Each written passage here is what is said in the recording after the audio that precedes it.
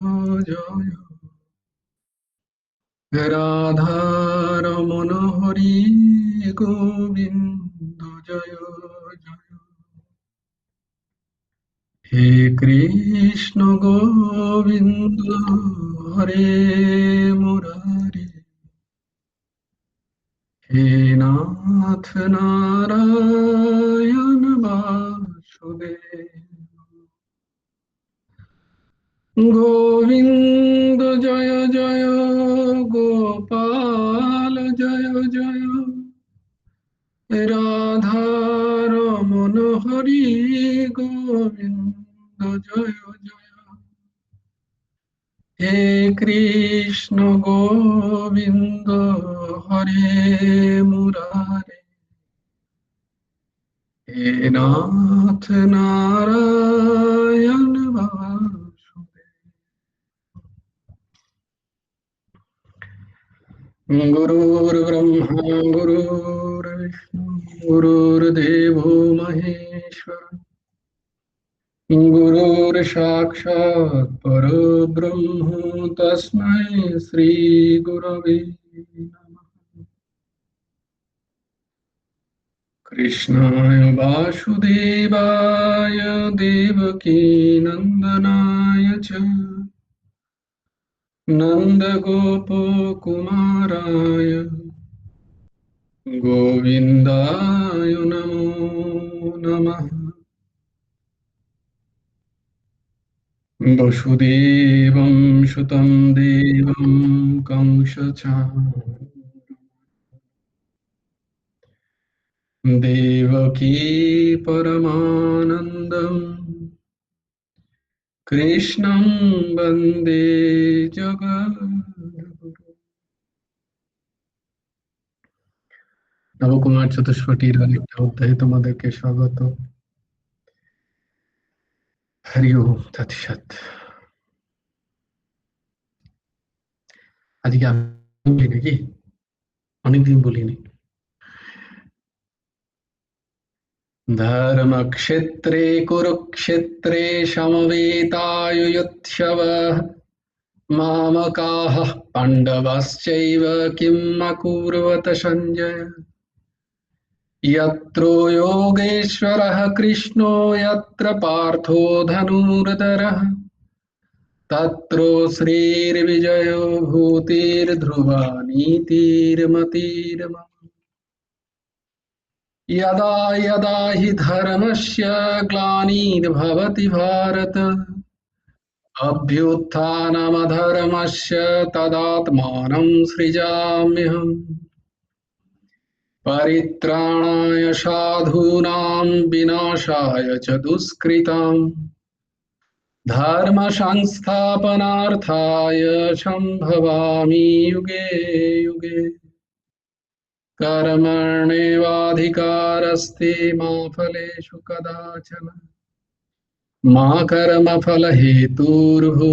ते सङ्गस्त्वकर्मणि योगस्थः कुरु कर्माणि सङ्गं त्यक्त्वा धनञ्जय सिद्ध्या सिद्धौ समो भूत्वा समत्वं योग उच्यते विहाय कामान्यः सर्वान् पुंश्चरति निष्क्रियः निर्ममो निरहङ्कार सा शान्तिम् अधिगच्छति तमेव शरणं गच्छ सर्वभावेन भारत तत्प्रसादात् परां शान्तिं स्थानं प्राप्स्यसि शाश्वतम्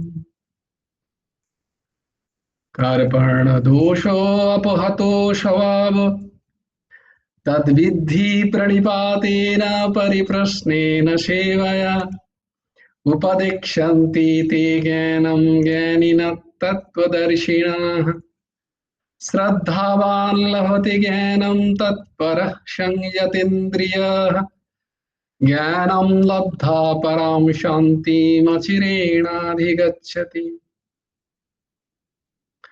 कार्पणदोषोऽपहतो स्वभावो पृच्छामि त्वं धर्मशम्भुधं चेताः यश्रेयस्यान्निश्चितं ब्रूहि तन्मे शिष्यस्तेऽहं शाधिमां त्वां प्रपन्नम् सर्वधर्मान् परित्यज्य मामेकं शरणं व्रज अहं त्वां सर्वपापेभ्यो मोक्षयिष्यामि मा शुचः चञ्चलं हि मनः कृष्ण प्रमाथि बलवदृढम् तस्याहं निग्रहं मन्ये वायुरिवोषु दुष्करम् असंशयं महाबाहो मनो दुर्निग्रहं चलम् अभ्यासेन तु कौन्तेय वैराग्येण च गृह्यते पत्रं पुष्पं फलं तोयं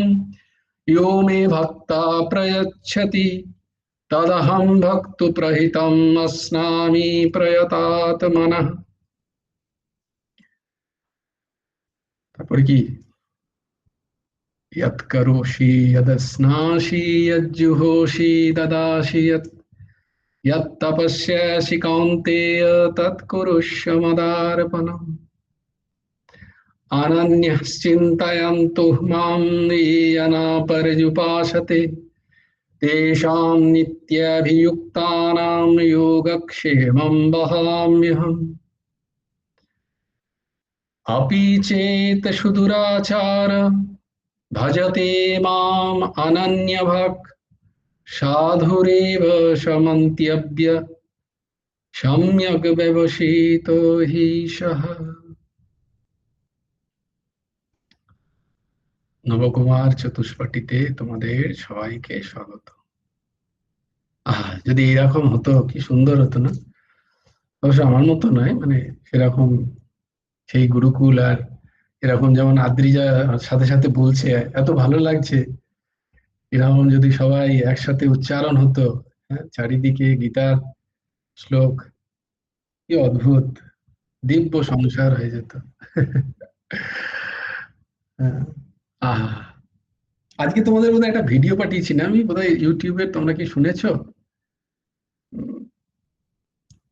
আমার তো মনে হয় প্রত্যেককে ইন্ডিভিজুয়াল পাঠালে তোমরা হয়তো শুনবে, কিন্তু এরকম করো না। দেখো, সবাইকে তো পাঠানো আমার পক্ষে সম্ভব নয়, কিন্তু যেটা এত মানে জেম জেম ভিডিও গুলো পাই সেগুলো তোমাদেরকে পাঠাই গ্রুপে, তোমরা প্লিজ শ্রবণ করো সেগুলো।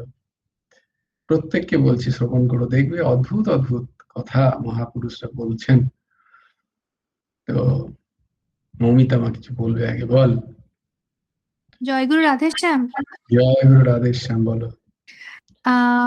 আমি একটা লেখা একটু পড়ে শোনাতে চাই। এটা আসলে আজকে আমি চেম্বারে গিয়েছিলাম, মানে ডক্টরের চেম্বারে গিয়েছিলাম, তো সেখানে হঠাৎ একটা লেখা চোখে পড়লো। সেটা হচ্ছে গীতার উপদেশ। এর আগেও ওই চেম্বারে তো যাচ্ছি 2 বছর হলো, তো সেটা আগে কখনো চোখে আসেনি। আজকে সেটা চোখে তো পড়েছে, আমি ছবি তুলে এনে লিখে ডায়েরিতে লিখেছি। বাহ তো বাহ, তো এটা হচ্ছে আমাদের আমাদের এবারে জ্ঞান চক্ষু খুলছে আর কি। হ্যাঁ হ্যাঁ, আমি সেটাই বলতে এতদিনে চাইছি যে অজ্ঞানী ছিলাম আমরা। দেখো, হ্যাঁ, এটা কিন্তু মানে মজা করছি না, একেবারে মজা একেবারেই করছি না, তোমরা না প্রত্যেকে সেটা দেখতে আমার পাবে। নিজেরও অনুভব হয়েছে যে আগেও তো আমি আসছি দেখেছি, তখন বুঝতে পারিনি। প্রথমবার আজকে দেখো, ওটা আমার তখনও তো অন্য অন্য হ্যাঁ জিনিস চোখে পড়েছে। হ্যাঁ আহ, হ্যাঁ হ্যাঁ, কিন্তু দেখো আজকে শ্লোকটা চোখে পড়ছে। এটাই হচ্ছে সৎসঙ্গের ফল, এটা সৎসঙ্গের ফল। অদ্ভুত। শোনাও শোনাও। হ্যাঁ। জয়গুরু রাধেশ্যাম। জয় গুরু রাধেশ্যাম। গীতার উপদেশ। কেন বৃথা চিন্তা করিতেছ? কাহাকে ব্যর্থ ভয় পাইতেছ? কে তোমাকে মারিতে পারে? আত্মার জন্ম হয় না, মৃত্যুও হয় না। হা হা হা। যাহা হইয়াছে তাহা ভালোই হইয়াছে, যাহা হইতেছে তাহা ভালোই হইতেছে, যাহা হইবে তাহাও ভালোই হইবে। তুমি বিগত দিনের অনুশোচনা করিবে না, বর্তমানে চলিতেছ। তোমার কি গিয়াছে যে তুমি কাঁদিতেছ? তুমি কি লইয়া আসিয়াছিলে যে তুমি হারাইয়াছ? তুমি কি গড়িয়াছ যা বিনাশ হইয়া গেল? তুমি কিছুই লইয়া আসো নাই, যা লইয়াছ এখান হইতেই লইয়াছ। যা দিয়াছ তাহাকেই দিয়াছ। খালি হাতে আসিয়াছ, খালি হাতে যাইবে। যা আজ তোমার, কাল অন্য কাহারও ছিল, পরশু অন্য কাহারও হইবে। তুমি সেটাকে নিজের ভাবিয়া প্রসন্ন হইতেছ। এই প্রসন্নতাই তোমার দুঃখের কারণ। পরিবর্তনই সংসারের নিয়ম। যাহাকে তুমি মৃত্যু ভাবিতেছ সেটাই জীবন। এক্ষণে তুমি কোটিপতি হইতেছ, দ্বিতীয় ক্ষণেই তুমি দরিদ্র বইয়া যাইতেছ। তোমার আমার ছোট বড় আপন পর মন হইতে পুছিয়া দাও, বিচার হইতে সরাইয়া দাও। তারপরে সব তোমার ও তুমি সবার। না এই শরীর তোমার, না তুমি শরীরের।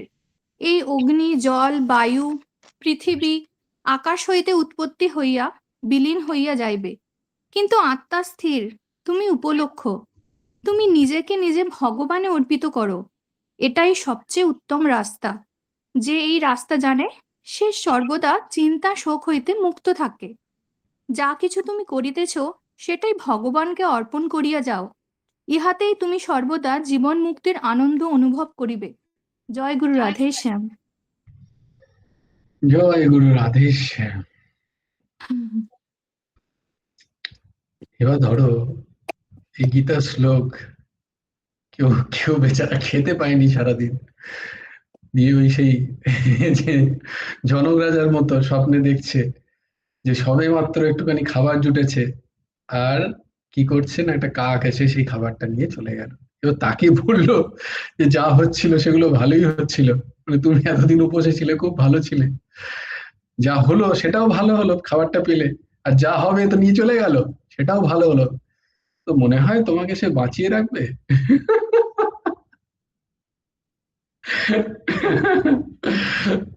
খুব ভালো, খুব এই গীতার শ্লোকগুলোর তো আমরা এই এই এই এই যে কথাগুলো তো আমরা দেখেছি আগে বহু জায়গায়, এগুলোই চারিদিকে সমস্ত জায়গায় ঘোরে এই উপদেশ, একদম এই লাইনগুলোই ঘোরে সব জায়গায়। জানি না কে এটাকে জিস্ট করেছেন, বা যিনি করেছেন সেটা সত্যিই খুব ভালো করেছেন। হ্যাঁ, মানে এটা পুরো ফ্রেম করে বাঁধানো আছে আর কি। হ্যাঁ, তো এটা এটা খুব কমন, এটা অনেকদিন আগে থেকে, এটা হ্যাঁ হ্যাঁ। এটা বহু আগে থেকে আমিও দেখেছি। হুম, একদম ঠিক, সমস্ত কথাগুলো ঠিক ঠিক, কিন্তু মানছে কে? আমরা বাঁধিয়েই রাখি, মানি না কেউ। এইটা হচ্ছে সব থেকে বড় সমস্যা আমাদের, আমরা সবাই অপরের জন্য বাঁধিয়ে রাখি, হ্যাঁ, নিজেদের জন্য কেউ করি না। এইটা হচ্ছে সব থেকে বড় কথা। এই সৎসঙ্গে যেটা তোমরা এসে ক্লাস করছো, এটা বারবার এখানে বলা হচ্ছে, অপরকে শোনানোর জন্য নয়, এটা বাঁধিয়ে রেখে অপরকে দেখানোর জন্য নয়, এটা বাঁধিয়ে রেখে নিজে দেখা এবং নিজেই আচরণ করা। আমি এরকম অনেক দেখেছি বা বাড়িতে যাতে গীতার এই এই জিনিস এই বাঁধানো আছে, কিন্তু কোথাও তাদের আচরণে সেই আমি দেখতে পাই না যে এই কথাগুলোর তাদের কোথাও স্মরণ আসে, বা এগুলোর কি বলবো, আহ, তাদের চরিত্রে আসে বা ব্যবহারে আসে, তা নয়। তাই এগুলো বাঁধিয়ে রাখা নয়, এগুলো মনে রাখা। এগুলো মনের পটলে আমরা যাতে দেখতে পাই নিরন্তর, যখন আমাদের স্বাভাবিক ব্যবহার হবে, দৈনন্দিন ব্যবহার, ওই যে স্পিরিচুয়ালাইজেশন অফ হিউম্যানিটি, এটা আলাদা কিছু নয়। গীতার গীতার এই সমস্ত কথাগুলো একটাও বলো যেটা জীবনের সাথে আমাদের কে আলাদা করে দেয়, কখনো না। জীবনটাকে তৈরি করা এরকম, এটাকে ওইভাবে বাঁধিয়ে রাখার জন্য নয়। এটা আমাদের মনে রাখতে হবে। এই যে তুমি যেটা লিখে নিয়ে এলে, এটা নিজের জন্য। আমি এই এই এক একটা বাক্যে কতটা নিজেকে এই বাক্যগুলো বিশ্বাস করতে পারছি, কতটা এই বাক্যকে ধারণ করতে পারছি, এবং এই ধারণের মাধ্যমে আমি আমার জীবনে এই বাক্যগুলোকে কতটা প্রতিফলিত করতে পারছি, এইটা হচ্ছে সাধন, এইটা সাধন। এবং বহু এই একই কথা, এই এই কথাটাই বলেছি না, যাই কি জানি না কে ইনি করেছেন, খুবই ভালো করেছেন, কিন্তু এর অনেক জায়গায় পাবে তুমি এই একই কথা। বিভিন্ন মানুষের কি বলে, আগেতে থাকতো, এখন আর থাকে না, কারণ আগেতে হয়তো মানুষ অ্যাটলিস্ট পড়তো, এখন বলতে কি বলে, কে পড়ছে এগুলো, সময় কা সাথ চলো। হুম। কি সুন্দর কথাগুলো বলছিলেন আজকে, যে বৈদিক সনাতন পরম্পরা কি শেখায়। বৈদিক সনাতন পরম্পরায় কি শেখায় বলতে গিয়ে, আমাদের যে গীতার যে দুটো উপদেশ, এই গীতা ক্লাসের যে দুটো, ওইটা উনি তো ওখানে বললেন। আমি কি পাঠিয়েছি না পাঠাইনি তোমাদেরকে, শ্রী রাজেন্দ্র দাসজি মহারাজের? ওই কথাটা মনে হয় তো পাঠালাম। হ্যাঁ, জয়দেব রাধেশ্যাম পাঠিয়েছেন, আমি দেখেছি, শুনলাম ওইগুলো। হ্যাঁ, গুড। দেখো একজনই মাত্র বললো যে আমি শুনেছি। তো না, এটা আমি অ্যাকিউজ করছি না, তোমরা লাভবান হবে এই সমস্ত কথাগুলো যখন, যেগুলো আমি পাঠাই।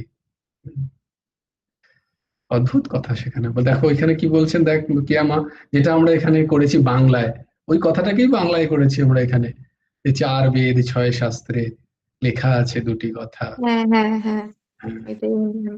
হ্যাঁ, ব্যথা দিলে না কি যেন, সুখ দিলে সুখ পাবে বন্ধু, আর ব্যথা দিলে পাবে ব্যথা দিলে ব্যথা। পাবে ব্যথা।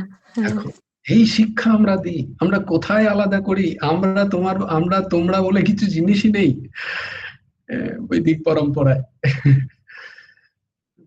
তো অয়ম নিজ পরম বেতি গণনা লঘু চেত, আমরা তাকে লঘু চেত বলে ধরি যারা এরকম করে। কি অপূর্ব শিক্ষা!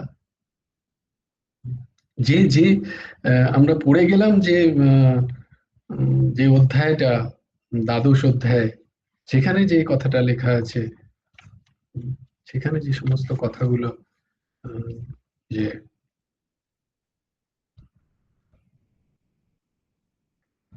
অদ্ভুত অদ্ভুত কথা সমস্ত।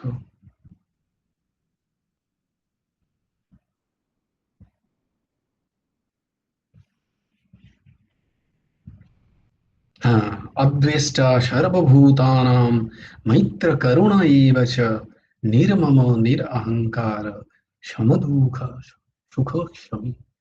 কে বলেছে, কোন শাস্ত্র দেখিয়ে দাও এক বৈদিক শাস্ত্র ছাড়া, যে শাস্ত্র এই ঘোষণা করেন যে সেই অদ্বেষ্টা সর্বভূতানাং? কেউ করে না। এ এক অদ্ভুত, তাই জন্য এই শুড বি প্রাউড অফ।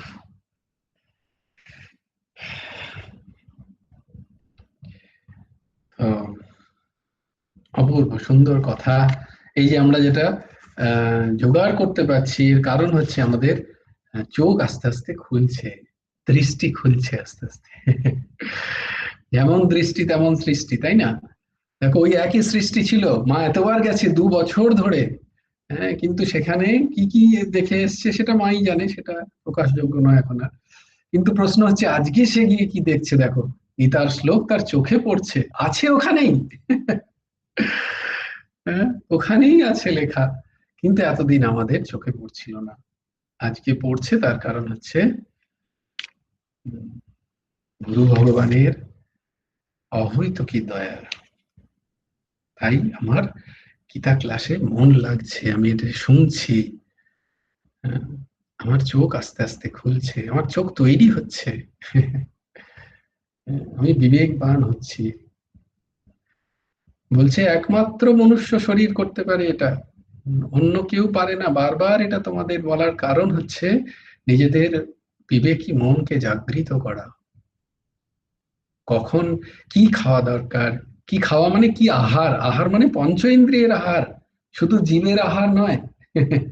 রসনার আহারটাই আহার নয়, যদ্যপি রসনার আহারটাও খুব প্রয়োজন, কিন্তু রসনার আহার ঠিক ঠিক করলেই কি আর ঠিক হয়ে যাচ্ছে মানুষ? তা তো হচ্ছে না, দেখতে পাচ্ছি না।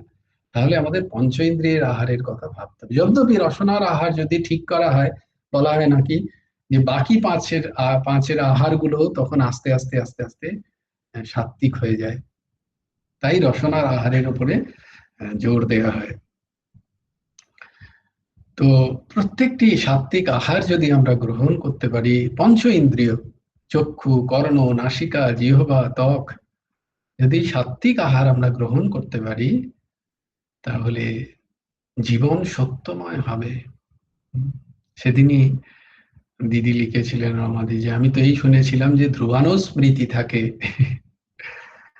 ধ্রুবানুস্মৃতি মানে হচ্ছে নিরন্তর ভগবত চিন্তনের যে ক্ষমতা, স্মৃতিতে বর্তমান থাকেন সেই সাত্বিক স্থিতি। তাই যখন এটা লক্ষ্য করবে, যদি এরকম হয়, লক্ষ্য করবে তখন যখন কোনো হঠাৎ করে কোনো সমস্যা আসবে, এর পরীক্ষা ভগবানও নেন মাঝে মাঝে। কোনো হঠাৎ সমস্যা এলো হয়তো, তখন দেখবে মনের স্থিতি কি, মন কি আমার শান্ত হয়ে আছে, তাহলে বুঝতে পারবে মন সাত্ত্বিক আহার গ্রহণ করেছে এই 5টা ইন্দ্রিয় দ্বারা। তাই মন হঠাৎ করে চঞ্চল হচ্ছে না এখন আর। Now I am very much cool calm, আমি এখন অনেক শান্ত ভেতর থেকে। হুম? যে কোনো জিনিস আসো না কেন আমাকে কেউ টলাতে পারে না।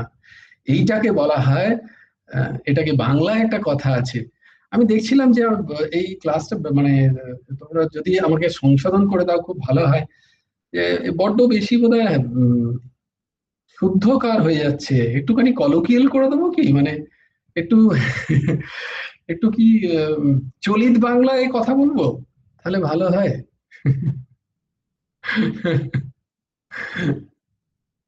কারণ কারণ হতে মনে হয়, আমি জানি না, আমি বলছি না। জয়গুরু রাধেশ্যাম। এই দিদি বলবে, ঠিক। দিদি বলো তো ভাইকে একটু ছড়ি ছড়ি দেখিয়ে। হ্যাঁ, বা ছড়ি দেখছে। হুম, এটা না ঠিক বলছে হচ্ছে না তো? ঠিকই তো বলছে, না সবই ঠিক হচ্ছে, তবে মাঝে মাঝে আমাদের ভয় লাগছে যে তুমি কিসে রেগে যাবে সেটা বুঝতে পারছি না। ও হো, আমি আদৌ রেগে যাই না। আমি আমি বিন্দুমাত্র রেগে যাই না। আমি তো ওই রকম স্যারকে সবাই ভয় করে না, ওই স্যারকে রকম সবাই ভয় করে তো, ওটা তো হওয়া উচিত, একটা ডেকোরাম ফলো তো করা উচিত। সেই জন্য আমরা একটু ভয়ে ভয়ে থাকি আর কি। সেটা অবশ্যই থাকা উচিত, ক্লাস না এটা। হুম। উদ্দণ্ডতা করলে তো ছড়ি দেখাতেই হবে। আজকে দেবদাস দার ইয়েটা শুনে আমার এত ভালো লাগছিল, অসাধারণ, আমি আর অসাধারণ। মন করতে পারছিলাম না, একভাবেই বসেছিলাম আমি বাইরে বারান্দায়। বাহ, বাহ। আর ওই যে পরিমল মামা শ্যামল মামা বলছেন না, ওনারা হচ্ছে হুম। আমার শাশুড়ির পিস্তত ভাই, ও আচ্ছা, আচ্ছা। বাহ, গুরুদেবের মাস্তত আর আমাদের পিস্তত। পিস্তত ভাই, ও বাহ, বাহ, অদ্ভুত। তো ভগবান যখন আসেন পরিকরকে নিয়েই আসেন সঙ্গে করে লীলা সবাইকে নিয়ে। করার জন্য। তো খুব সুন্দর, সত্যি খুব ভালো লাগলো। দেখো আজকে ভেবেছিলাম তোমাকে বলবো, দিয়ে আমি ভুলে গেলাম আবার। তুমি তো সেই কবে থেকে ফাঁকি দিচ্ছ, সেই যে বলেছিলে আমি কালকে বলবো, সেই না কাল আর আজ শোনো, পর্যন্ত আসেনি। না কালকে তো আমার শরীর একদমই খারাপ ছিল, ভালো ছিল হুম। না। না, আর কালকে বলবো বললে না, যে আগামীকাল আমি হ্যাঁ, বলবো। বলবো নিয়ে আর বলার হুম, মতো ক্ষমতা আমার ছিল না। হচ্ছে আর না। আজকে তোমার দুপুরবেলা সারা দুপুর তোমার ওই ভিডিওটা দেখেছি, কালকে কি হয়েছে না হয়েছে, আমি ভাবলি যখন আগে নিজেকে ওইটা করে কিছু, দেখি, হ্যাঁ, খালি ফাঁকিবাজি। নিয়ে তারপরে পুরোটা দেখলাম তোমার ইয়েটা, তারপরে দেখলাম যে তুমি পাঠিয়েছো, তখন কিন্তু আর সময় পেলাম না যে ওইটাকে দেখার, পরে হুম, করবো বলে রেখেছি আর কি। না না, ঠিক আছে, কোনো অসুবিধা নেই। আসলে এখানে তো একা সব কাজ নিজেকেই করতে না হয় না, না। তাছাড়া ওই ওই ভিডিওটা এমনিতে হিন্দিতে, এটা সবাই বুঝতে পারবে কি একটু সন্দেহ, মানে হ্যাঁ, এমনিতেই আমরা তো। হিন্দি বুঝি, হিন্দি ভালো বলতে পারি না, কিন্তু হিন্দি সব বুঝতে পারি। হ্যাঁ হ্যাঁ, না তাছাড়া কেন বলো তো দিদি, যে এই রাজেন্দ্র দাসজি মহারাজের হিন্দিটা একটু শক্ত, তিনি আচ্ছা, বেশিরভাগটাই সব হয়তো সংস্কৃত বুঝতে আর খুব পারবো না। শুদ্ধ হুম বলেন আর কি, তাই জন্য হুম অনেকেই বুঝতে পারেন, আমি দেখেছি। কিন্তু হুম। আমি লোক সামলাতে পারলাম না, এত বড় সুন্দর একটা কথা যারা তাহলে বুঝতে তুমি পারে। ওইটা বলে দাও আমাদেরকে, ওটার করে দাও, অনুবাদ করে ওটাই দাও ওটাই আমাদেরকে। আমি বলতে থাকি, ওগুলোই জিস্ট করে বলা আছে। আচ্ছা আচ্ছা। যাই দাস বলতে থাকে ওইগুলোই বলা আছে। হুম হুম। আমরা আজকে একটু আগে শুক্লা যাই। জয়েন করেনি, হ্যাঁ বলো, হ্যাঁ বলো বলছি দিদি। শুক্লা জয়েন করেনি মনে হয় আজকে।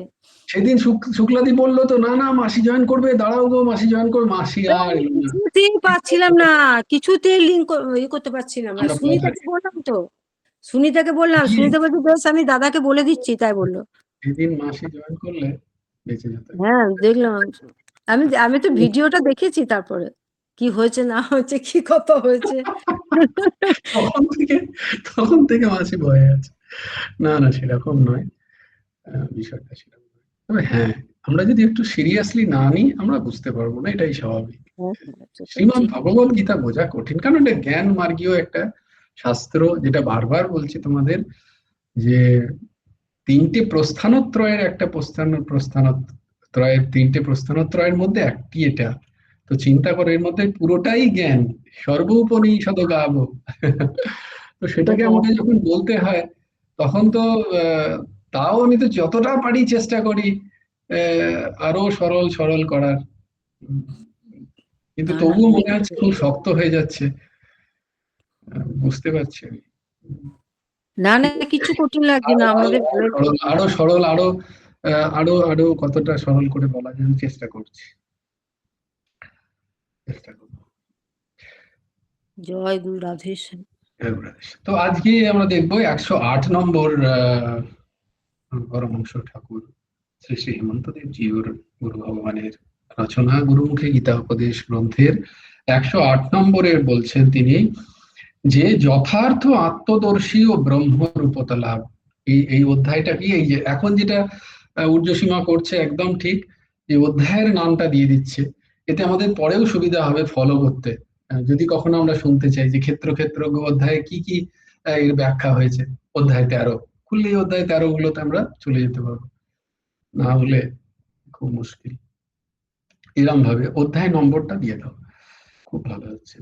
তো গুরু ভগবান লিখছেন যে, এটা গুরু ভগবান লিখছেন যে যে যে স্তরের ভাষা, সেটা আগে তোমাদের বলে দিই, তো তখন তোমরা বলতে পারবে যে না না তুমি খালি শক্ত করে দিচ্ছ। তিনি কি লিখছেন দেখো, বাক্য মন এবং দেহ দ্বারা অনুষ্ঠেয় কর্ম সকল দেহেন্দ্রিয়ে সংঘাতাকারে পরিণত সর্ববিকারের কারণভূত ত্রিগুণাত্মিকা ভগবত মায়া দ্বারাই অনুষ্ঠিত। বুঝতে পারলে কত অপূর্ব তার শাস্ত্র জ্ঞান, তো গভীর, সেখান থেকে তার ভাষা জ্ঞান, বাংলা ভাষার জ্ঞান।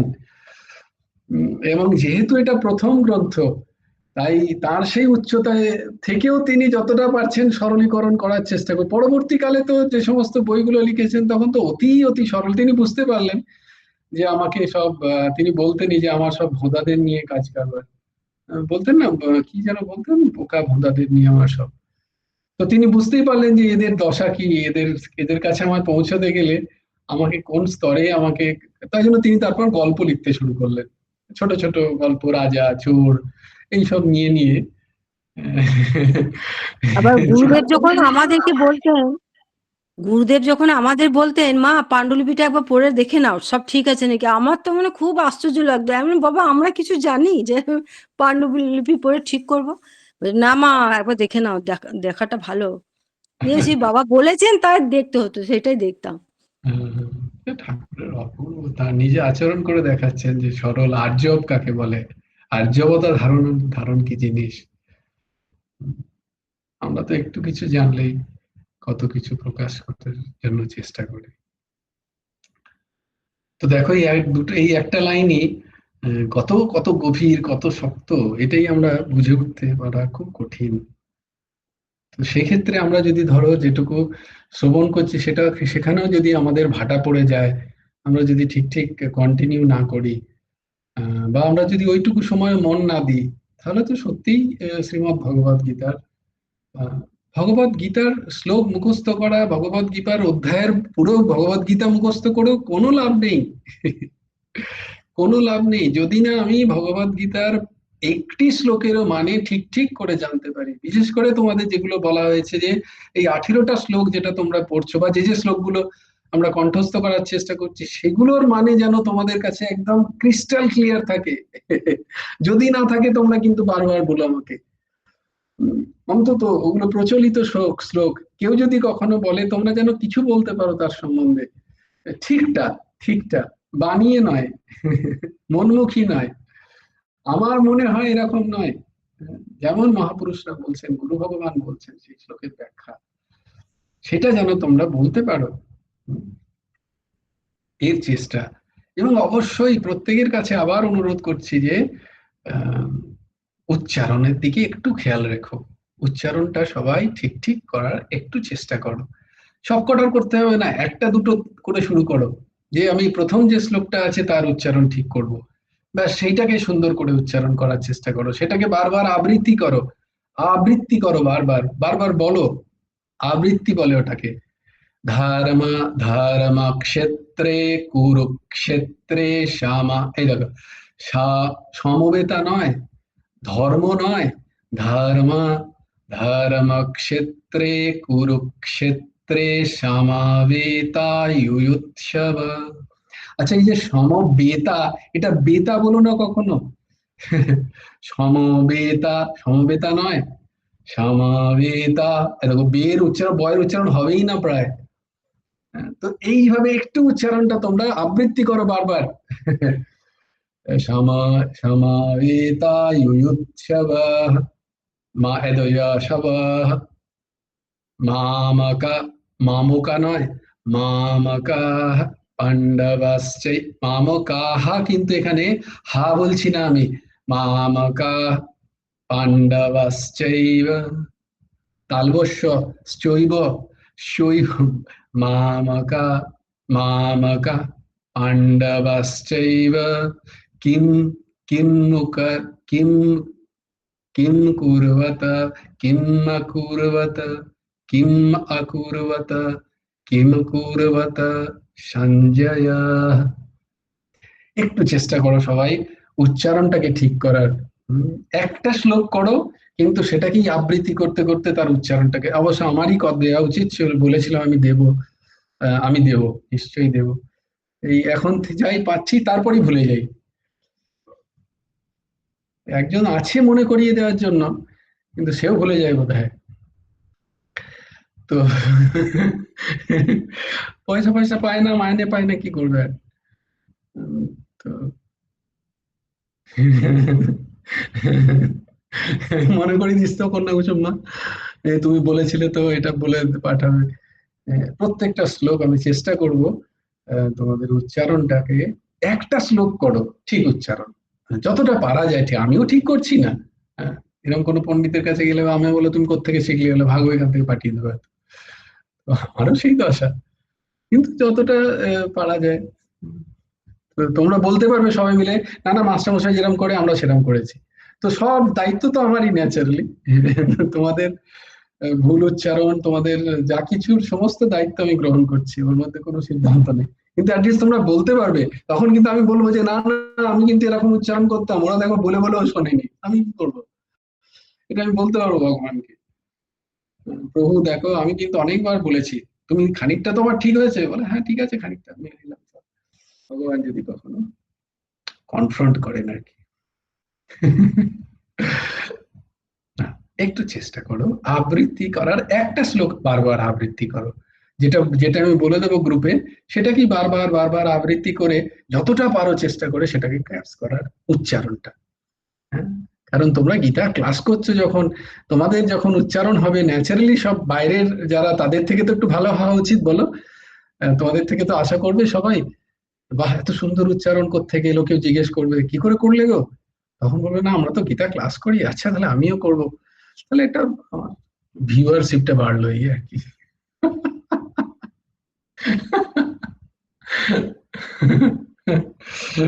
না না না, তো ঠাকুর কি বলছেন দেখো, যে বাক্য, মন এবং দেহ দ্বারা, এখানটা আমরা বুঝতে পারছি অনুষ্ঠেয় কর্ম সকল। তাহলে কর্ম কিরকম হয়, তিন প্রকারের কর্ম হয়। এক হচ্ছে বাক্য দ্বারা কর্ম হচ্ছে, হ্যাঁ, এক হচ্ছে মন দ্বারাও আমরা কর্ম করছি। হুম, কায় মন বাক্য, দেহ হচ্ছে কায়, কায় মনো বাক্য বারবার বলা হয়। তাহলে আমাদের নিরন্তর আমরা সবাই কর্ম করে যাচ্ছি, তাই না? কেউ বলতে পারবে না যে আমি কর্ম করি না, আমি বসে থাকছি। সেদিনই কি একজন, হ্যাঁ সেদিন দাসের বিয়ে বলল যে তুমি কি করছো, বসে আছো শুধু আমাকে দিয়ে সব কাজ করাচ্ছ। আমি বললাম আমার কত কাজ আছে জানিস। বলে কি কাজ? আমার শুতে হয় কমসে কম সারাদিনে 20-25 ঘন্টা। বলে ওটা আমার কাজ নাকি? আমার yes it is also a verb. তো ভার মানেই কর্ম, মানে ক্রিয়া, ক্রিয়া মানেই তো কর্ম করছি। তো শোয়াটা কি কর্ম নয়? চিন্তা করাটাও কর্ম বসে বসে, তো সেটা তোমায় করতে হবে। সেই রকম, তাই জন্য আমরা হয়তো, কেউ বসে আছে হয়তো, হম, একজন আমাকে বলেছিলেন কই গুরুদেব তো কোনো কর্মই করেন না, চুপচাপ তো বসে থাকেন খাটের উপরে, এসে দেখেছি পা উপর করে চুপচাপ বসে থাকেন। তিনি হয়তো আমার পরীক্ষা নিচ্ছিলেন। তো না না, উনি হচ্ছেন সবচেয়ে বড় কর্মী, নিরন্তর কর্ম করে যাচ্ছেন। হ্যাঁ, তো কর্ম মন দ্বারাও হয়। তাহলে এই যে তিনটে দ্বারা কর্ম, শুধু দেহ দ্বারাই যে কর্ম হয় তা নয়, বাক্য দ্বারাও কর্ম হয় এবং মন দ্বারাও কর্ম হয়। তো সেই কর্ম অনুষ্ঠেয় যে কর্ম সকল দেহেন্দ্রিয়ে দেহেন্দ্রিয়ে কি হচ্ছে, এটা কিভাবে অনুষ্ঠিত হচ্ছে এই কর্মগুলো, এগুলো কিভাবে সম্পন্ন হচ্ছে, না বলছেন যে দেহেন্দ্রিয়ের সাথে যে ত্রিগুণাত্মিকা ভগবতী মায়া, যা আমরা দেখেছি সত্য রজ তম গুণাত্মক যে প্রকৃতি, সত্য রজ এবং তমগুণ দ্বারা যে মায়া যেটাকে বলা হয়, যে প্রকৃতি, যা কিনা এই মায়া দ্বারা যাকে বলা হচ্ছে, মায়া দ্বারা যাকে বোঝানো হচ্ছে, তার সাথে দেহেন্দ্রিয়ের সংঘাত। এবার দেহেন্দ্রিয়ের সংঘাত মানে কি? ওই যে জ্ঞানেন্দ্রিয়ের সংঘাত। এবার জ্ঞানেন্দ্রিয়ের কোথায় সংঘাত? না জ্ঞানেন্দ্রিয়ের যে তন্মাত্র তোমাদের বলা হয়েছে, কি তন্মাত্র? জ্ঞানেন্দ্রিয়ের 5টা তন্মাত্রের নাম কি? জ্ঞানেন্দ্রিয়ের 5টা তন্মাত্রের নাম হলো গিয়ে হ্যাঁ বলো অর্ঘ বাবা, মাঝখানে আটকে গেলে কিন্তু এবার বলো। রূপ, রস, গন্ধ, স্পর্শ। 4টে হলো। শব্দ। হ্যাঁ, শব্দ। হ্যাঁ, বলেছিলাম মাঝখানে আটকে গেলে কিন্তু খুব বাজে কিছু ভাবে এবারে। তুই বলে দিলি কেন মৌমিতা? আজকে পাক্কা কান ধরে দাঁড় করাতাম। হরিবল হরিবল, আরে বাবরে। আচ্ছা হ্যাঁ, এই কান ধরাতে মনে পড়ে গেল, তোমরা সবাই কান টানো তো?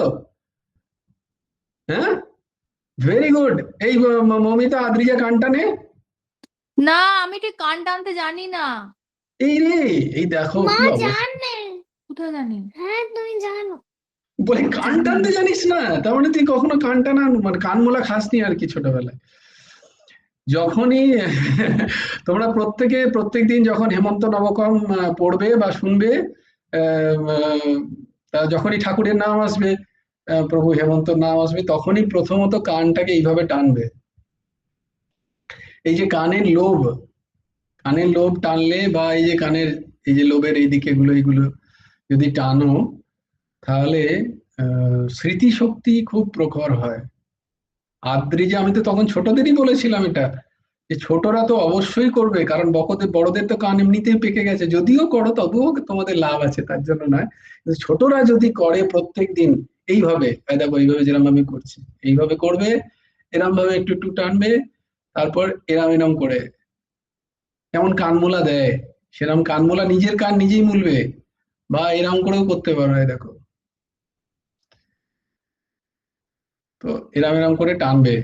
এই দাস কিন্তু প্রত্যেক দিন টানে বিনা ভুলে। আমি যে শুধু তোমাদের বলছি তা নয়, আমি নিজে কিন্তু প্রত্যেক দিন টানি। এতে কিন্তু আমি সত্যিই উপকার পাচ্ছি।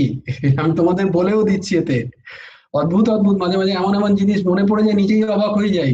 আরে, এটা আমার মনে পড়লো কি করে? আমি তো এমনি এত ভুলক্কর।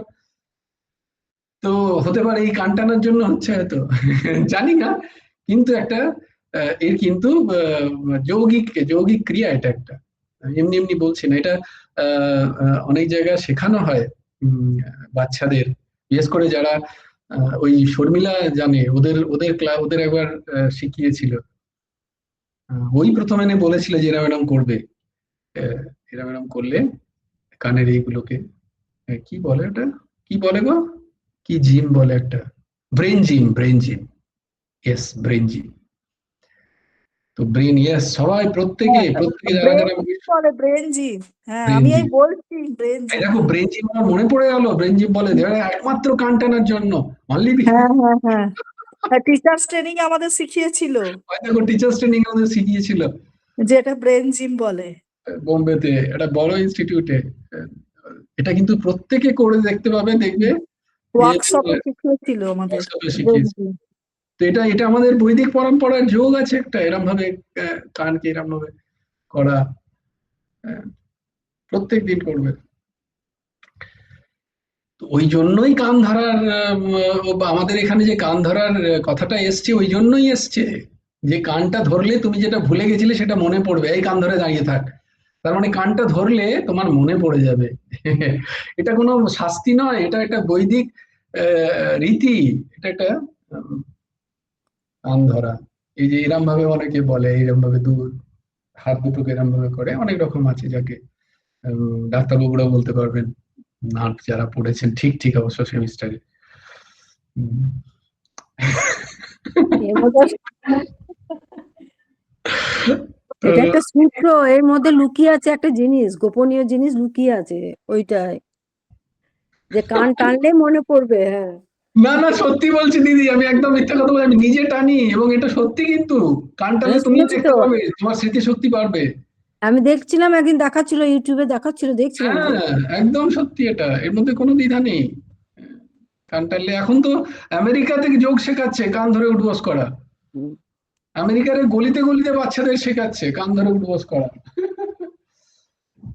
কান আর এবং পায়ের কাফ, ওই ওই দুটোর জন্য কান ধরে উঠবস করার একটা যোগ আছে। যদি আমি ভিডিওটা পাই আবার তোমাদের পাঠিয়ে দেবো। একজন বড় বড় নিউরো সার্জন, তিনি শেখাচ্ছেন ওই যোগ। হুম। সেটা বড় কথা না, কিন্তু কান ধরাটা খুব ভালো। নিজের কান নিজেই ধরবে, তাতে অসুবিধা কি আছে? আর যদি মারামারি করতে হয়, কারুকে বলবে তাহলে তুই আমার কান ধর, আমি তোর কান ধরি, তাহলে মারামারিটাও হয়ে যাবে, আর দুজনের উপকারও হয়ে যাবে। কান ধরবে, দেখো বাবা, আমার বাবা কান ধরলো বলে মনে পড়ে গেল। তো এই জন্য বলছে যে এই যে কর্ম সংঘটিত হচ্ছে, কিভাবে কর্ম সংঘটিত হচ্ছে, যে এই ত্রিগুণাত্মিকা মায়া যখন পঞ্চ ইন্দ্রিয়ের তন্মাত্রের সাথে যখন তার সংঘর্ষ হচ্ছে, বা যখন তার সাক্ষাৎ হচ্ছে, এই সাক্ষাতের কারণে কর্ম উদ্ভূত হচ্ছে। হ্যাঁ, তাহলে কর্মটাও বস্তুত একটা মায়ারই, ত্রিগুণাত্মিকা মায়ারই একটা অংশ। হ্যাঁ, তাই কর্ম কিন্তু স্থায়ী নয়, নিত্য নয়, এটা বলার কারণে যে এই সংঘাতের কারণে সর্ববিকারের কারণভূত। দেখো, এই সব কিন্তু বিকার স্বরূপ, সর্ববিকার বলা হচ্ছে এখানে। গুরু ভগবান বলছেন যে সর্ববিকারের কারণ স্বরূপ কি, কারণভূত এই যে ভগবত মায়া, এই হচ্ছে সর্ববিকারের কারণ। তো আমাদের কাছে যা যা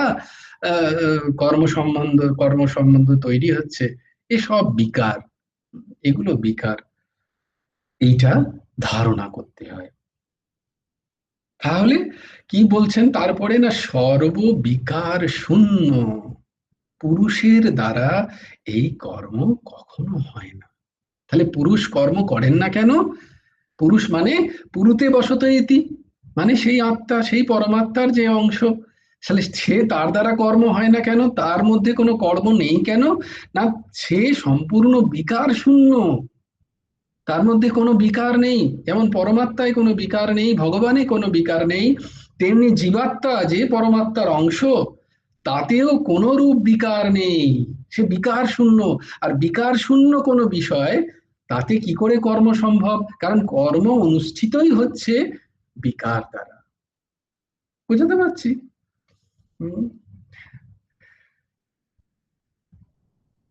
সর্ববিকার শূন্য পুরুষের দ্বারা নহে। যে বিবেকী এইরূপ জ্ঞান করে ক্ষেত্ররূপা প্রকৃতির দ্বারা, যে বিবেকী যিনি, যার বিবেক জাগৃত হয়েছে, তাকেই বিবেকী বলা যাবে, তাই না? বিবেকী তো সবাইকে বলা যাবে না, বিবেক তো সবার মধ্যে আছে, কিন্তু সেটা যতক্ষণ না জাগৃত হচ্ছে, ততক্ষণ তাকে বিবেকী বলা যাবে কি? যাবে না। বুদ্ধি সবার মধ্যে আছে, কিন্তু সেই বুদ্ধির যদি প্রয়োগ না কেউ করে, তাকে কি বুদ্ধিমান বলা হবে? নিশ্চয়ই বলা হবে না। তাই মনুষ্য মাত্রই যে বিবেকী, তা কিন্তু নয়। এইটাই বলার উদ্দেশ্য ছিল, যে যেহেতু এই সৃষ্টিতে মানুষের মধ্যে বিবেক জাগৃত করার ক্ষমতা আছে মনুষ্যজনীর, যেটাকে আমি বারবার বলি যে অ্যাক্টিভ কনসাসনেস, যে চেতনাকে জাগরণ করার ক্ষমতা একমাত্র মনুষ্য শরীরেরই আছে, যে বিবেক দ্বারা কাজ করতে পারে, যার বিবেকের জাগরণ সম্ভব। আর এই বিবেকের জাগরণ দ্বারাই, এইবার তোমরা বোঝো, এই বিবেকের জাগরণ অনুযায়ী বর্ণ ব্যবস্থা, জন্মান্তরের বর্ণ ব্যবস্থা নয়, বর্ণ ব্যবস্থা হচ্ছে এই বিবেকের জাগরণ কার কতটা হচ্ছে তার উপরে নির্ভর করবে সে কোন কর্ম করবে, তবে গিয়ে সেই কর্ম তাকে ছুঁতে পারবে না। এই জন্য এটা এটা খুব গভীর বিষয়, কোনো বিষয়টাই এত সোজা সাপটা নয়, সোজা নয়, একটু গভীর, একটু চিন্তনের বিষয় সবকিছু। জয়গুরু রাধেশ্যাম ভাই, ওই আরেকবার বলো এটা, কোনটা বলো দিদি? ওই যে কর্মে এখন যেটা বোঝালে সেই লাইনটা আরেকবার বলো। ও হ্যাঁ, তো যেটা হলো যে বলছে যে এই যে আমরা বাক্য দ্বারা কাজ করছি বা মন দ্বারা আমাদের দ্বারা কার্য অনুষ্ঠিত কর্ম অনুষ্ঠিত হচ্ছে বা দেহ দ্বারাও আমরা যে কর্ম করছি, সেই কর্মটা কি না, সেই কর্মটা বলছে যে ভগবান বলছেন, গুরু ভগবান বলছেন যে সেটা বিকার যুক্ত, প্রথমেও বিকার যুক্ত এবং ত্রিগুণাত্মিক, মায়ার দ্বারা সংঘাত হয় কার সাথে না, এই যে পঞ্চ ইন্দ্রিয় পঞ্চ জ্ঞানেন্দ্রিয় যে তার সাথে। পঞ্চ জ্ঞানেন্দ্রিয়ের তো সংঘাত, পঞ্চ জ্ঞানেন্দ্রিয় মানে তো এই জ্ঞানেন্দ্রিয় মানে তো শুধু যেটাকে চক্ষু বলছে, চক্ষুটা তো আর জ্ঞানেন্দ্রিয় নয়, জ্ঞানেন্দ্রিয়ের যে তন্মাত্র, জ্ঞানেন্দ্রিয়ের যে বিষয়, জ্ঞানেন্দ্রিয়ের বিষয় কি না, জ্ঞানেন্দ্রিয়ের বিষয় হচ্ছে রূপ, চক্ষু জ্ঞানেন্দ্রিয়ের বিষয় কি রূপ, তাহলে এই রূপের সাথে, রূপ হচ্ছে তন্মাত্র, এই রূপের সাথে যখন ত্রিগুণাত্মিকা মায়ার সংঘাত হচ্ছে, তার সাথে যখন অ্যাটাচমেন্ট হচ্ছে, তখন তৈরি হচ্ছে একটা কর্ম, তখন তৈরি হচ্ছে যে আমি দেখলাম, আমি দেখলাম, এবার আমি কি দেখলাম, বুঝতে পারছি? তো সেটা কি জ্ঞানেন্দ্রিয়ের রূপ তো আছে, জ্ঞানেন্দ্রিয়ের চক্ষের তন্মাত্র রূপ তো আছে, কিন্তু রূপ ততক্ষণ সে কর্মে আসছে না, তাকে কর্ম বলে বোধ হচ্ছে না যতক্ষণ তার সাথে ত্রিগুণাত্মিকা, সত্য রজ তম গুণাত্মিকা প্রকৃতি যাকে মায়া বলা হচ্ছে এবং যা বিকার যুক্ত তার সাথে সংঘাত হচ্ছে, কিন্তু তাই জন্যই তাকে মায়া এবং সেটা বিকার যুক্ত, সেটার কোনো সেটা কোনো পারমার্থিক অস্তিত্ব নেই, তার কোনো নিত্য অস্তিত্ব নেই।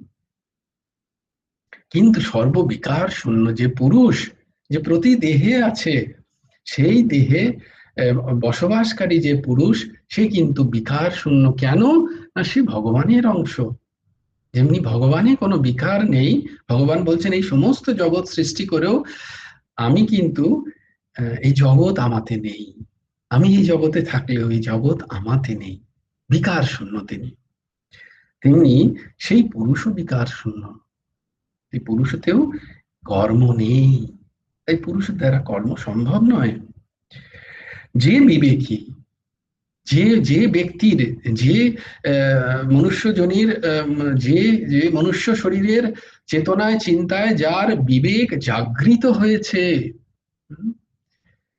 যে বিবেকী এইরূপ জ্ঞান করে, এরকম জ্ঞানকে সে বলছে, প্রথমে বলছে যে তুমি কি এই জ্ঞানটাকে বুঝতে পারছো, বলছে না আমি তো বুঝতে পারছি না, বলছে ঠিক আছে বুঝছো না যখন, তুমি এটাকে বিশ্বাস করে নাও, কারণ তোমাকে এমন একজন বলছেন যিনি এটা বুঝেছেন, তিনি বলছেন এটাকে মানো, এটাকে যদি মেনে তারপরে তোমার যদি দৃষ্টিটা তুমি নিক্ষেপ করো, তোমার পঞ্চ ইন্দ্রিয়কে যখন তুমি খুলবে আহারের জন্য, তখন তুমি আহারগুলোকে সেগ্রিগেট, মানে আহারগুলোকে তুমি আলাদা করতে শিখবে, নিত্য কি অনিত্য কি, বস্তুগুলোকে চিনতে পারবে তুমি, কোনটা আমার দেখা উচিত আর কোনটা দেখা উচিত নয়, কোনটা আমার কানের ভেতর দিয়ে যাওয়া উচিত আর কোনটা যাওয়া উচিত নয়, কার সাথে আমার বসা উচিত, কার সাথে আমার বসা উচিত নয়, কোন সময় কি কর্ম আমার করা উচিত, কি উচিত নয়, এই উচিত ঔচিত্যের বোধ তোমার মধ্যে জাগবে, এটাই বলে বিবেক, এটাকেই বলে বিবেকের জাগরণ। এইরূপ জ্ঞান করে ক্ষেত্ররূপা, আমরা ক্ষেত্রের পরিচয় পেয়েছি, ক্ষেত্রের পরিচয় পেয়েছি। আচ্ছা যার যার, আমার তো আমি বারবার তোমাদেরকে বলি যে যখনই যেখানে তোমাদের সমস্যা হবে বুঝতে, তোমরা হাত তুলবে যে না আমি বুঝতে পারছি না, বাকিরা সব বুঝতে পারছে, এটা একদম ভেবো না, তুমি বুঝতে পারছো না মানে সব থেকে আগে জানবে যে আমি বুঝতে পারিনি, এই দাসই বুঝতে পারিনি, তাই জন্য তুমি বুঝতে পারছো না, তাই নির্দ্বিধায় জিজ্ঞেস করবে, এই সূত্র মেনে চলো, আমি সিরিয়াসলি বলছি, যখনই কোনো জিনিস তোমাদের বোধগম্য হবে না, তখনই জানবে যে এই যে বলছে তারও কিছু, সেও কিছু বোঝেনি। তাই সঙ্গে সঙ্গে আমার আমার খাতিরে তোমরা জিজ্ঞেস করবে যে এই জায়গাটা তো বুঝতে পারলাম না, আমার খাতিরে, আমার জন্য তোমরা জিজ্ঞেস করবে যে আগে তো তুমি বোঝো, তাই জন্য আমাকে বোঝাতে পারছো না। তো প্লিজ তোমরা আবার বলবে যে এইখানটা একটু বলে দাও। যে বিবেকী এইরূপ জ্ঞান করে ক্ষেত্ররূপা প্রকৃতির দ্বারা কর্ম সকল অনুষ্ঠিত হলেও ক্ষেত্রজ্ঞ পুরুষকে অসঙ্গ সর্বভূতে সম একরূপ দর্শন করে, বলছে সেই ব্যক্তি যথার্থ আত্মদর্শী। কে আত্মদর্শী? না, প্রথমে সে জেনে গেল যে পুরুষে কর্ম সম্ভব নয়, আর প্রকৃতি দ্বারা মানে এই যে ইন্দ্রিয় দ্বারা মায়ার সংঘাতে যে কর্ম অনুষ্ঠিত হচ্ছে তা সব বিকার যুক্ত, তার কোনো সত্যতা নেই। যে এটা বুঝে গিয়ে, যে এটা বুঝে গিয়ে সে যখন সে যখন তার জীবনচরিত এরকম করবে, এটা ভেবে যে ক্ষেত্রজ্ঞ পুরুষে তথাকথিত যেটা আমি, যে ক্ষেত্রজ্ঞ আমি, যে জীব, যে ভগবানের অংশ, সে তার সাথে কারুর কোনো সম্পর্ক, কারুর কোনো মানে কোনো কর্মের সম্পর্ক নেই। যা কিছু কর্ম তার দ্বারা হচ্ছে, শুভ অশুভ, তার সাথে সে অসঙ্গ, তার সাথে তার কোনো সঙ্গ নেই। তখন সে কি করে, দেখতে পায় যে সর্বভূতে সেই একই আমির খেলা, এবং সেই আমি যে সে কিন্তু অসঙ্গ, তার সাথে কোনো কর্মের কোনো সঙ্গ নেই। এইরকম যে দর্শন করতে পারে, ওই যে সে যথার্থ আত্মদর্শী। স্বাভাবিকভাবেই ত্রয়োদশ অধ্যায় চলছে, একটু তো শক্ত হবেই। আর যদি না আমরা পিছনের অধ্যায়গুলো ঠিক ঠিক করে অনুসরণ করে গেছে থাকে, স্বাভাবিকভাবে আমরা তো করিনি অনুসরণ, তো তাই জন্য আমাদের কাছে এটা একটা শক্ত হবেই, কিছু করার নেই। তো তোমরা বেশি ভেবো না, ঠাকুর বলছেন, আমি তোমাদের বলে দিচ্ছি, এই নিয়ে অত বেশি চিন্তা করার দরকার নেই। এইসব আত্মদর্শন বিশাল বড় বড় ব্যাপার। যে সময় যোগী স্থাবর জঙ্গম যাবতীয় জড়বর্গের পরস্পর ভেদ আত্মাতেই কল্পনা করেন, যে সময় যোগী, যোগী কানে যার সাথে ভগবানের নিত্য যোগ আছে, যিনি যাবতীয় জড়বর্গ কোথায় অনুষ্ঠিত হচ্ছে জানবে যে তার কোনো আলাদা অস্তিত্ব থাকা সম্ভব নয়। সে ওই সিনেমার পর্দার মতো, সিনেমার পর্দা যদি না থাকে সিনেমাই থাকবে না, তাই সে সিনেমার পর্দার মতো আত্মাকে ভাবে, আর ভাবে এই সমস্ত জড়বর্গ যা যা দেখছে এসব জড়, এবং এগুলোর অস্তিত্বের কারণ, এগুলোকে দেখতে পাওয়া বা এগুলোকে বোঝার কারণ হচ্ছে সেই পুরুষ স্বরূপ আত্মার অস্তিত্ব, যাতে কল্পনা করা হয় কল্পিত বস্তু তা হতে অতিরিক্ত নয়। অতএব কল্পনার অধিষ্ঠান আত্মা হইতে তাহা ভিন্ন নয়, এই রূপে দর্শন করেন। তিনি দেখতে পান যে এই সব কিছু যা আমি কল্পনা করছি, মানে ধরো একটা মানুষ যখন স্বপ্ন দেখে, একজন কেউ স্বপ্ন দেখে, স্বপ্নতে তার তো বিভিন্ন রকম জিনিস সৃষ্টি হচ্ছে, বিভিন্ন অবয়ব তৈরি হচ্ছে, বিভিন্ন মানুষ সৃষ্টি হচ্ছে, পথ ঘাট মাঠ জল জল জঙ্গল গ্রাম শহর সব তৈরি হচ্ছে। বলে এগুলো কে? এই যে এগুলো কে যদি জিজ্ঞেস করা হয়, এই যে জল জঙ্গল, এই যে পাহাড় পর্বত, মানুষ, অন্যর একটা মানুষ তৈরি হচ্ছে, বলে এগুলো কে? বলে এগুলো যে স্বপ্ন দেখছে সেই, কারণ সে উপাদান কোথা থেকে আনবে? সে তো আর তৈরি করেনি মানুষটাকে, সে তো আর তৈরি করেনি শহরটাকে। তাহলে এগুলো যে তৈরি হলো, এগুলো কে? এগুলো বস্তুতঃ তিনিই, যিনি স্বপ্ন দেখছেন। তাই এই এই জগৎ সংসারও তাই সেই ভগবানেরই বিভিন্ন রূপের খেলা, এবং মায়াবশত এই এক আত্মা থেকে সমস্ত ভূতগণের বিস্তার। মায়ার দ্বারা তিনি আবরণ করে রেখেছেন সেই এক ভগবানের থেকেই এই সমস্ত যা কিছু আমরা দেখতে পাচ্ছি, ভূত মানে যা আমরা, আমাদের কাছে দৃষ্টিগোচর, আমাদের কাছে শ্রবণযোগ্য, আমাদের কাছে স্পর্শযোগ্য, ঘ্রাণযোগ্য, যাবতীয় যা কিছু তা সেই আত্মারই বিস্তার। এবং পরস্পরের ভেদ, এবং সেই ভেদও আহ, ওই যে ভগবান নিম্বার্কাচার্য বিরচিত দশ শ্লোকীর প্রথমের কথাটাই কি না, জ্ঞান স্বরূপঞ্চ হরের অধীনম শরীর সংযোগ বিয়োগ যোগ্য অনুম হি জীবম প্রতিদেহ ভিন্নম। এই যে ভেদ ও কল্পনা হচ্ছে একটা একটা ভেদ, এটা কল্পনা, এটা ভেদ দেখা যাচ্ছে যেন, এটা দেখেন যারা, তখন তিনি সর্ব অনর্থ শূন্য। তাহলে অনর্থ কোথায় আছে না, অজ্ঞানে। জ্ঞানে সর্ব অনর্থ শূন্য হয়ে যায়। অনর্থ মানে এই যা যা আমরা দেখছি, এই সমস্ত অনর্থ কি অনর্থ বলি না, এটাই অনর্থ হয়ে গেল। সাহাচ বিক্রিয়া, সাহানি সাহাচ বিক্রিয়া যেখানে আমরা দেখতে পাচ্ছি, সেই অনর্থ কি, অজ্ঞান, অবিদ্যা, আমাদের ব্রহ্মরূপতার অদর্শন বা তার অজ্ঞান, সেটা না জানা, নিজেকে না চেনাই হচ্ছে সর্ব অনর্থের মূল। অন্য কোনো কিছু অনর্থ নয়। এই জগতে অনর্থ হচ্ছে আমরা আমাদেরকে চিনি না।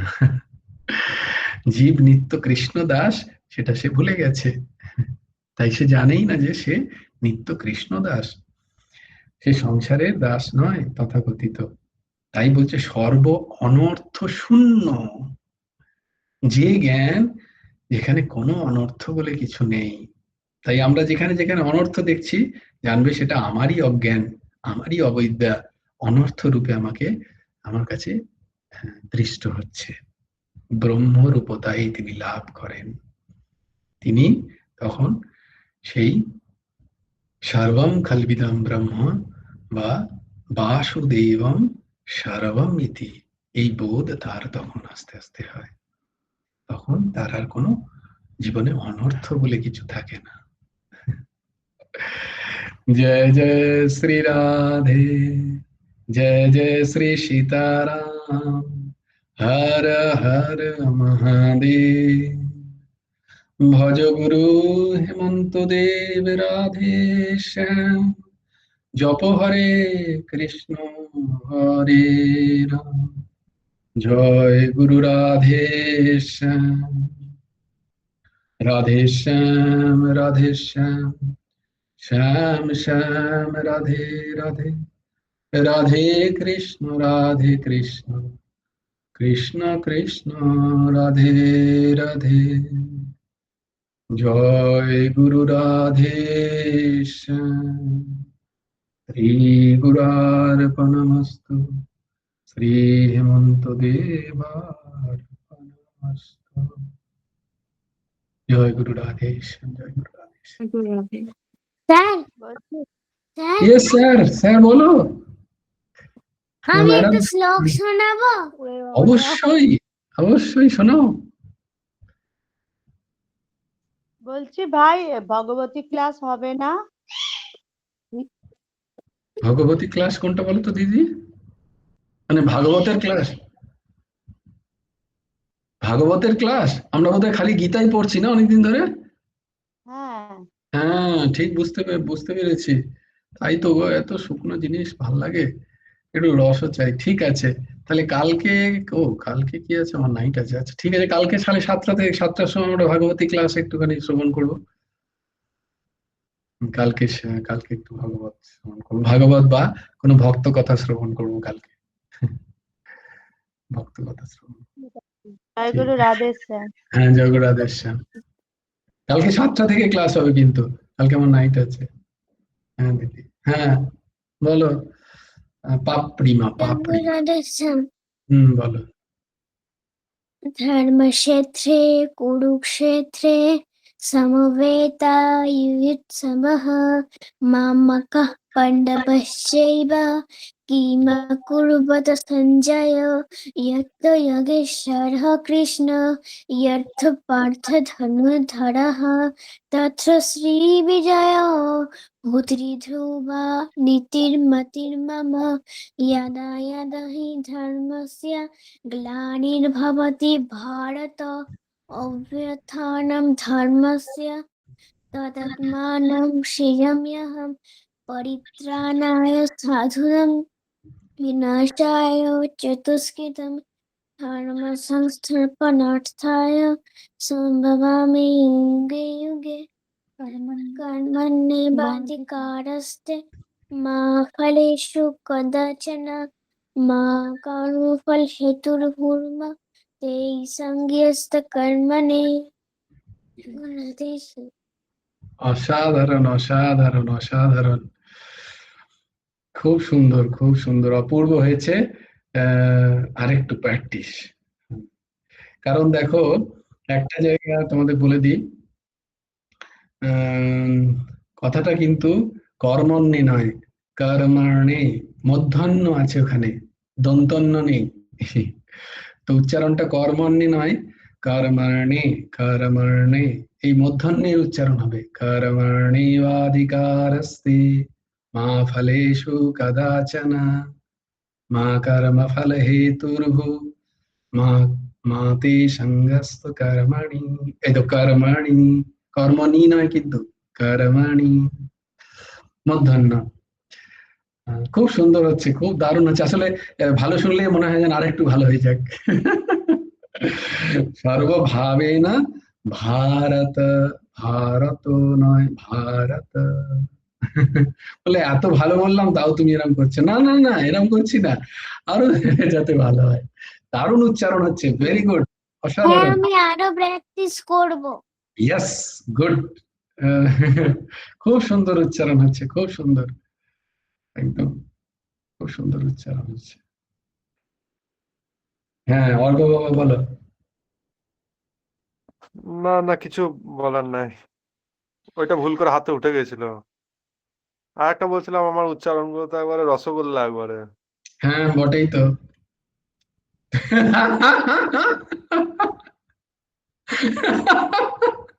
বলে তাহলে তুমি এতদিন ধরে ভেরি গুড বলে এলে, সেদিন কি হয়েছে, একজনকে ভেরি গুড বলেনি, তার খুব কষ্ট, মানসিক যন্ত্রণা। এই তুমি সবাইকে ভেরি গুড বলো, আমাকে বললে না। তো তোমাকেও ওই জন্য বললে আর হবে না। তো হ্যাঁ, উচ্চারণগুলো কেন বলছি বাবা, যে গীতার উচ্চারণ একটু ঠিক করতেই হবে, যেহেতু সাক্ষাৎ উপনিষদের অংশ। তাই আমরা যাতে চেষ্টা করি, এ হয় হলো হলো, না হলো না হলো, কে আর আমাদের জাজ করছে। আমরা তো সবাই ঠাকুরের যতটা পারা উচ্চারণটা ঠিক করার। হম তো তুমি চেষ্টা করো, আমি তাহলে পাঠাচ্ছি, দেখি দুটো দুটো করে পাঠাই। সেটা থেকে আবৃত্তি করো, তোমরা বারবার আবৃত্তি করো। ওই ওই এক একটা শ্লোকের এক একটা শব্দের উচ্চারণ কে আবৃত্তি করতে করতে হয়ে যাবে এরকম। তখন আর অন্যটা বেরোবে না। তখন আর রসগোল্লা হবে না, তখন ভাজা একদম পান্তুয়ার মতো সুন্দর উচ্চারণ হবে।